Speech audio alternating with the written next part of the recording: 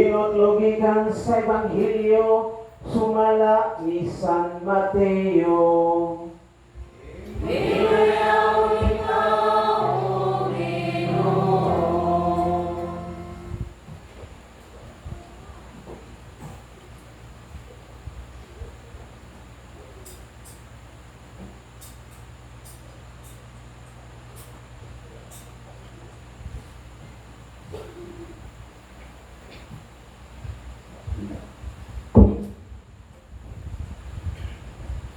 Tapos sa adlaw nga ipapahulay sa pagbanag-banag na sa buntag sa adlawng Domingo, si Maria Magdalena ug ang laing Maria nangadto aron pagtan-aw sa lubnganan. Unya sa kalit niya'y kusog nga lino o usa ka anghel sa Ginoo mikunsad gikan sa langit. Giligid niya ang bato o milingkod siya niini. Sa masakilat ang iyang panagway o puti kayo ang iyang bisti.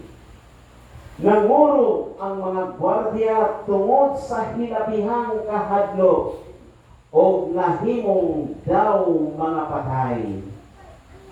Unya ang anghel mingon sa mga babae, ayaw kamo kahadlok, nasayod ako nga nangita kamo kang Hesus nga gilansan sa krus. Wala na siya dinhi, nabanaw siya sumala gayud sa iyang giingon. Umari kamo og tan-awa ang dapit nga ginukngan. Ug unya adtua dayon ug sultihi ang iyang mga tinunan nga nabanhaw siya. Ug karon naguna siya kaninyo ngadto sa Galilea. Ikahibalag ninyo siya dito, tinudumi ang akong giingon kaninyo. Busa midali sila pagbiya sa lubnganan nga nangahadlok apan nangalipay ug nagdagan sila aron pagbalita sa iyang mga tinunan. Unya sa kalit misugat si Hesus kanila ug niingon, ang kalinaw maguban kaninyo. Midul sila kaniya ug mihikap sa iyang mga tiil ug misimba kaniya. Si Hesus mingon kanila, ayaw kamo kahadlok, adtua ang akong mga igsoon o paadtua sila sa Galilea o dito makita nila ako. Ang Ebanghelyo sa Ginoo.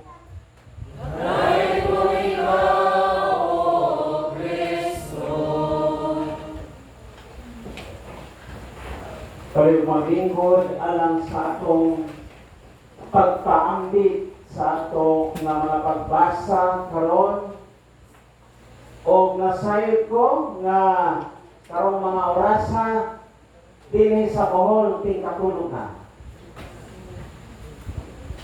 Nagmata pa ang imong tupad. Kayo ingay imong tupad. Hoy, pagmata kay naganaw na si Hesus. Kaingan, kayo.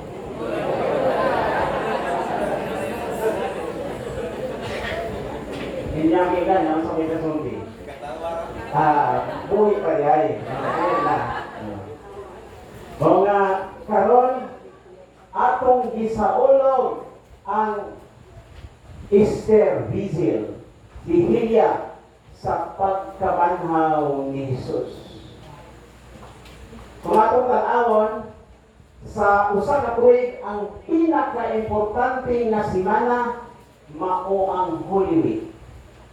Kaya sulod sa Holy Week dunay tulo ka adlaw nga ato gayong i-focus ang atong refleksyon sa ato nga pag-andam sa pagkabanhaw ni Jesus. Sabi pa, sa pagkamatay ni Jesus, atong tanaw ang iyang pagkabanhaw.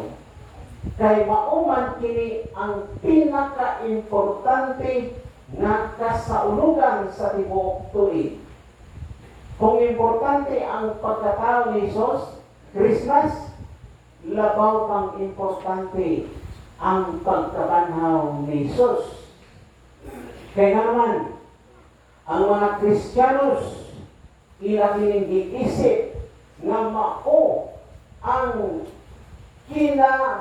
importantihan, the peak of the life of Jesus Christ, ang iyang pagkabanhaw. Mga sa atong selebrasyon karon, usa kini sa pinakadako nga selebrasyon, pinakadako nga misa. Kung atong hinulungan, nagsugod kita sa unang bahin, mao ang blessing sa kalayo o ang atong gisantikan, atong gilight ang kandila, atong mga kandila. Mao kato ang pag-blessing sa pagbag-o sa kalayo. Unya ang ikaduha nga parte sa atong selebrasyon, mao ang pag-celebrate of the Word, the liturgy of the Word of God. Mga taas nga po natin mga pagbasa, daghan kayo kitang nadungog, o ang ikatulong na bahin, doon na pagyod, mao ang pag-blessing, pagpanalangin sa tubig. Tubig nga diin gamiton sa pagbunyag, gamiton sa pagbindita, gamiton sa pagpanalangin sa ato nga simbahan o sa tanang mga kabalayan o sa tanang mga katawhan. O kini nga itabo ang bunyag. Bunyag, doon tayo pagbunyagan. Dito sa parokya, dito sa Brazil, sa Rio de Janeiro, ako kining gigahin, kining gabiuna, sa pagbunyag sa mga dili Katoliko, kunya nakabig pagkakatoliko. Daghan dito na dili Katoliko, Protestante, mubalhin sila sa Katoliko, kunya ang uban mga pastor na gani, sila makabig sa pagkakatoliko, o niining mga adlaw ako silang nabunyagan. Mga karon doon tayo bunyag, o sa katapusan sa itong selebrasyon, mao ang the liturgy of the Eucharist. Taas pa ang ato nga antuson, ang atong pag-silibra sa ato nga pag-diesel karong gabihuna. Una, sa ato nga pagkamalandong, atong nadungog ang mga pagbasa. Kung sa may gingon sa mga pagbasa, nga ang katumanan sa gitagna sa libro sa Genesis, nga atong nahibawan, atong nadungog nga ang Dios nagbuhat og langit ug yuta ug gihimo niya ang tao. Ug ang katuyuan nga gihimo sa Dios ang tao aron kita ang katawhan magmalipayon uban kaniya hangtod sa kahangturan. Pero unsay nahitabo, gumikan sa kahuyan sa tao, siya na ulipon o nagkasala batok sa Diyos. Pero ang panangad na ipadala ang Mesiyas o karon nahitabo na nga si Jesus gipadala na o busa ato na karong gisaulog ang katumanan sa tanan nga mapanaad nga siya na tao namatay o karon na banhaw. Unsa man ang importansya sa atong selebrasyon kay karon ang pagkabanhaw ni Jesus.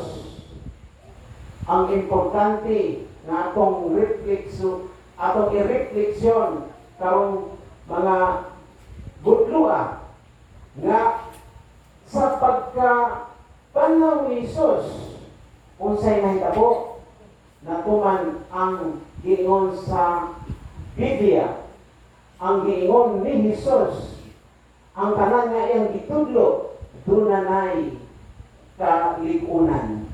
Sa ba ang iyang pagkabanhaw, nalig-on ang iyang mga gitudlo na makaingon ta nga tinuod jud ay ang gitudlo ni Hesus. Sa pa sa iyang pagkabanhaw, iyang di pamatud-an ang iyang gisulti nga tinuod ang tanan. Katong mingon siya nga ako ang anak sa Dios. O gi pamatudan usab sa Dios nga si Hesus iyang tinuod nga anak. Sa pa sa pagkabanhaw ni Hesus, unsay nahitabo?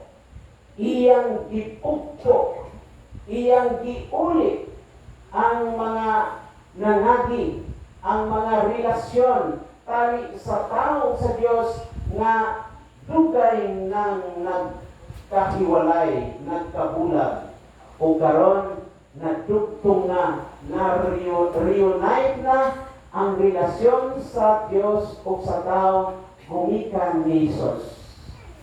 O sa iyang pagkabanhaw, unsay nahitabo? Matod pa ni San Pablo, siya ang una nga nabanhaw o iha kaniya, siya ang nag-abli pag-usab sa kingharian sa langit.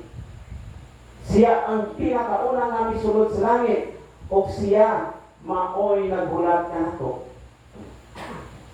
Nahatok na atong tanan. Mga kana ang epekto sa pagkabanhaw ni Hesus nga siya ania usab siya kanato. Atong pamalandungan usab nga ang mga apostoles sa panahon sila nagduha-duha. Kita usab dunay mga pagduha-duha.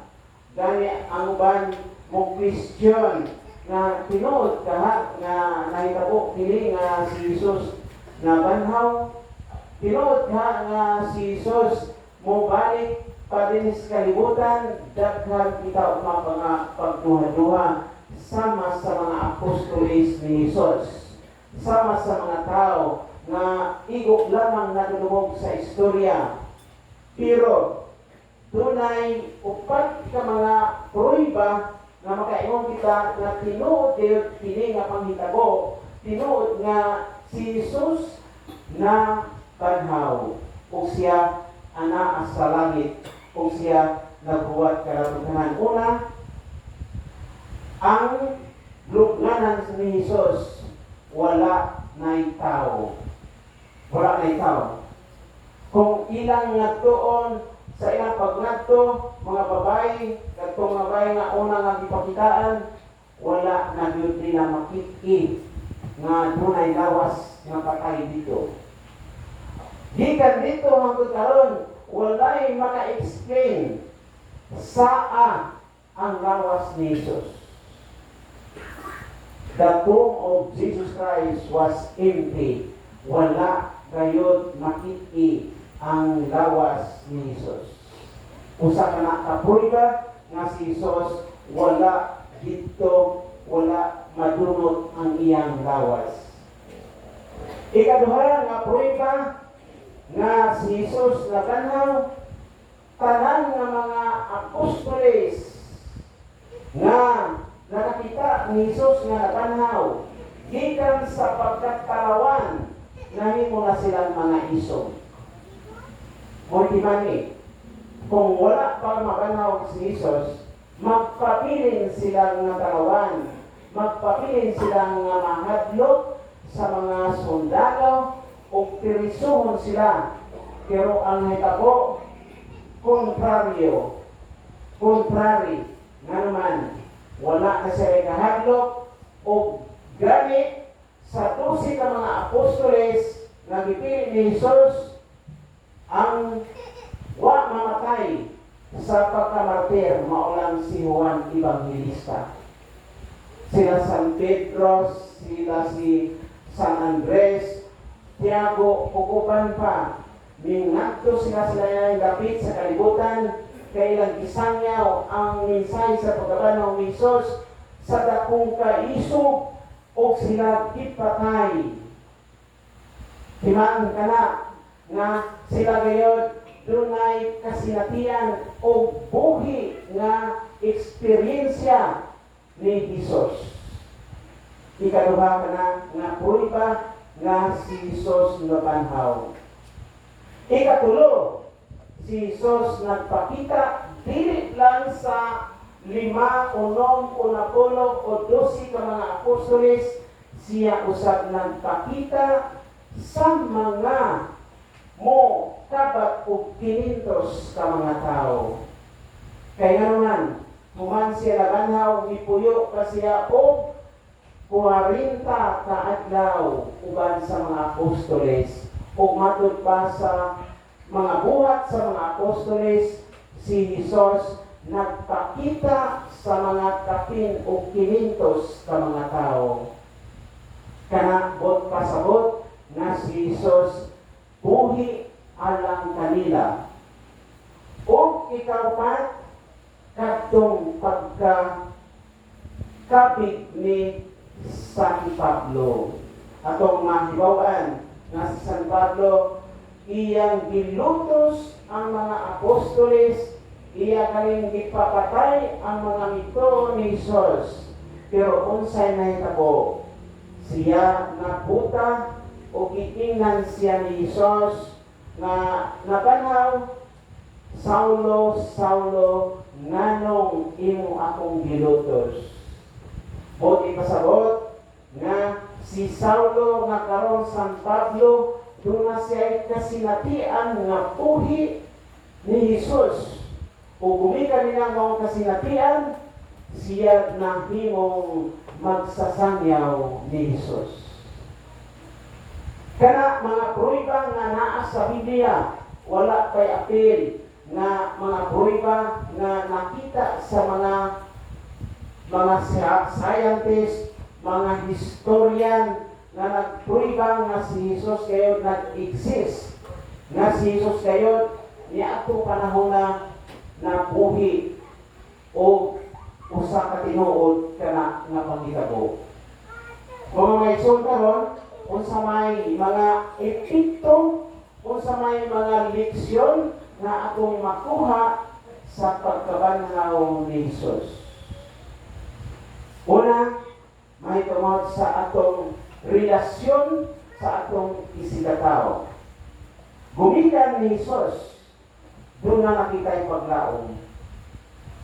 Atong tanawon, atong hibawaan nga kung dunay mamatay sa atong pamilya o uban pa mga igsoon or kaila, doon na na'y paglaom nga mooy mo hatag o kusog sa miyembro sa pamilya. Nga naman, kaya nagatuman ka nga kuman sa kamatayon, kuman sa kanang kasakit, doon na gayoy kinabuhi gayon. Sa pa, gumikan ni Jesus, gitagaan ang kalibutan o paglaom, the hope of something better in the future, and that is the resurrection. Usa ka na kanang kontribusyon o epekto o benepisyo nga atong nadawat nga si Jesus nabanhaw. Doon na kita ipaglaom, dili na ta mahadlok mamatay, dili na ta moingon nga kawang lang ang tanan nga atong pagserbisyo sa atong simbahan, kawang lang ang atong mga pagsakripisyo sa atong kinabuhi, sa atong pagtabang sa simbahan. Dili ta makaingon niana, kay nga naman, doon naman tayo paglaom. Ikaduha, kita gitudluan sa pagkanong ni Jesus to serve others in service. Doon makitay serbisyo sa atong usag-usa. Tinani nga daghang mga Kristiyano, mga Katoliko nga mo silbi sa simbahan isa ko'y bayad. No? Walay sweldo, mo biyahe layo, mo ani diri, aron mo tabang sa simbahan, iyang gi baligya ang iyang time para lamang makasilbi sa Dios, para lamang makasilbi sa simbahan. Nganong gihimo man nimo, nganong gihimo man nato, gumikan kay mituo ta sa pagpapanhaw ni Jesus. Mga usa ka timailhan nga kita mituo o dunay pagtuo sa pagpapanhaw ni Jesus. Ikatulo, nga doon na tayo sense of community. Na mayroon na doon na tayo komunidad. Mga dili ta mabalaga kay kini atong community mo open kini sa tanang mga nagkadaiyang mga tao. Sa una, i-discriminate lang ang mga pobre, i-discriminate lang ang walay grado, i-discriminate lang ang mupo o status sa kadilingban.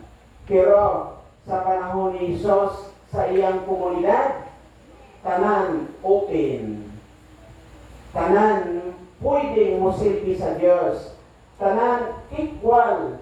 Tanan pagkatawgon o brother and sisters.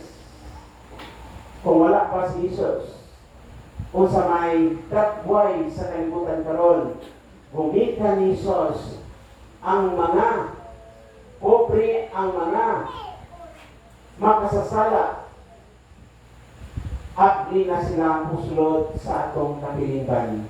Welcome na silang tanan. Kung sa mga igsoon, okay atong pamalandungan sa atong pagsaulog karon sa pagkabanhaw ni Jesus, nga unta malik-on ang atong pagtuo. Nga unta dili kita makaingon nga sayang ang atong mga panahon, atong panagserbisyo diha sa atong katilingban. Kaya nga naman, nituo kita nga si Jesus na banhaw. O iya ka nang ipamatud-an diha sa Ebanghelyo, diha sa kasaysayan sa simbahan, nga karon kung atong tan-awon ang simbahan sa tibok kalibutan, kanunay nga mitubo. Karon waabot na og 1.4 billion Katolik sa tibuok kalibutan. Himailan ka na nga ang pagtubo sa simbahan ni Jesus, kanunay ka nang nagtubo, matagtuig, kaya naman si Jesus nag-uban sa tibuok kalibutan sa mga tao, sa mga Katoliko, sa mga Kristiyanos nga nagtuo kaniya.